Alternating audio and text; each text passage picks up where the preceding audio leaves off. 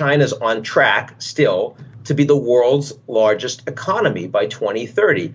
And corporations ultimately want to be where their markets are going to be. It seems pretty clear that Charlie Munger has placed his bets on the overly beaten down Chinese tech stocks after he doubled his Alibaba stock position last week. And on top of this, the recent action in some of these major Chinese stocks is potentially signaling a somewhat peaceful sentiment between bulls and bears. Yet even though the seas have been awfully quiet in the Chinese media world, there are still a significant number of skeptics who think investing in China is incredibly risky. While unfortunately those folks are overlooking some crucial facts when it comes to Chinese relationships with the United States. In this video, I'll be reacting to a very rare bull case on Chinese stocks from a world-renowned political scientist by the name of Ian Bremmer. Ian is the founder of the Eurasia Group, which is a political risk research firm out of New York, whose job is to basically help investors understand the impacts of politics on the international stock markets. As a matter of fact, Ian has actually been doubling down on his own Chinese investments over the past year, and through a recent CNBC interview, he shares some unique research that actually shows China might not be as risky as many people actually think. But before we get into it, guys, make sure to drop me a thumbs up and hit that subscribe button if you haven't already. Is China still a good investment?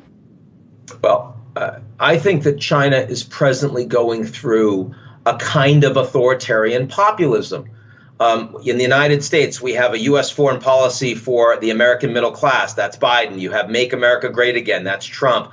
I think that Xi's common prosperity is focusing on a policy for the Chinese working and middle class. I don't know if you know this, Akiko, but China today is more economically unequal than the United States. And China is an ostensibly socialist economy, right? That shouldn't be happening.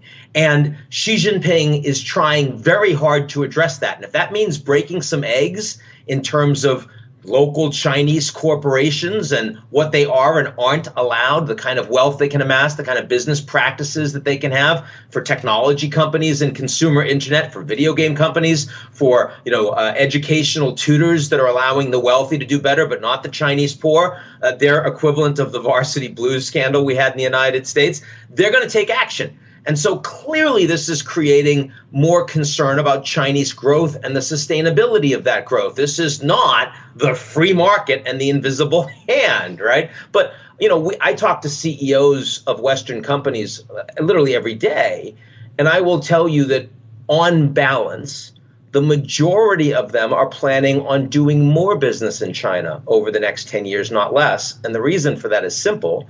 It's because China's on track still to be the world's largest economy by 2030.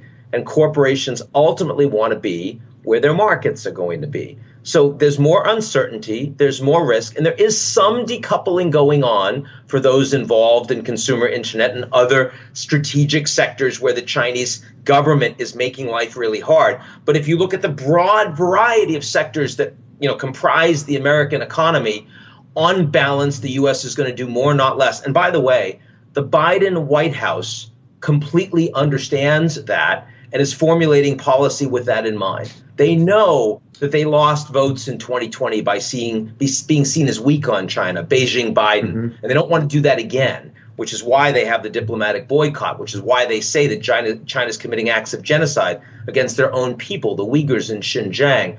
But the reality of U.S. foreign policy towards China is to avoid crisis precisely because our economies are enormously interdependent, and that's not going to end anytime soon. Obviously, since the Alibaba crisis started at the end of 2020, Ian's firm has most likely been working very hard to break down both the risks and the opportunities in China. And so I'm personally definitely taking Ian's words very seriously, since his firm essentially specializes in assessing political risks. And in this interview, Ian is basically saying that China is actively going through a major corporate shift where the government essentially wants to distribute wealth to the middle and lower class. But by far the most important thing he mentioned is that China is on track to become the world's largest economy by 2030. And based on his own conversations with CEOs in the US, he discovered that more US companies actually want to do business in China, not less. For me at least, these economic facts that Ian just mentioned are much more important than the political opinions of analysts on the media. And sure, even though there might be some pressure from the Chinese government to force businesses to not become full-on monopolies like in the United States, I generally think that is a good thing for competition and innovation in the country.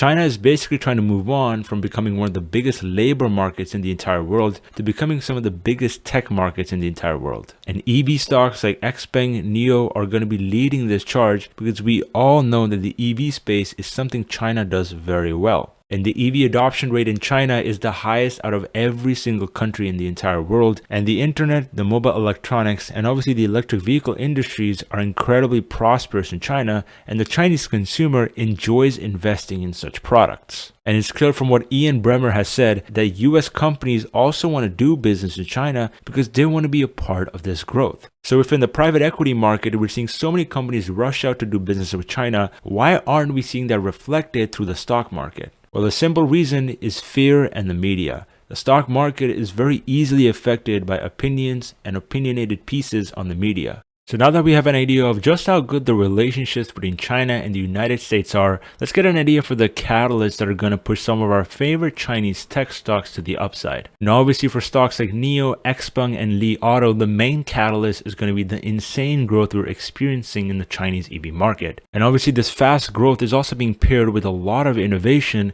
as both Nio and XPeng have been launching brand new models over the past couple of years. Nio is launching the ET7 and the ET5 sedans, which are expected to be shipped at the end of this year. And XPEng Motors recently launched their P5 and their G3i SUV, which are also going to be ramping up production and sales into 2022. And by far the best part is that both of these companies are now expanding into the European market, with Nio launching their cars in Germany very soon. Meanwhile, both Nio and XPeng already have a very good foothold in Norway. This global expansion is going to allow these companies to create a good economies of scale and naturally bring up their profit margins. And because of exactly that, Wall Street in the United States should definitely become much more attracted to these companies because there's going to be a much clearer path to profitability for both of them. Whereas for stocks like Alibaba, the story is pretty clear. That company is severely undervalued both from a fundamental perspective and also from a business perspective. If we have a look at the stock charts for Nio and XPeng, we can see there's definitely a little bit of contrast between these companies,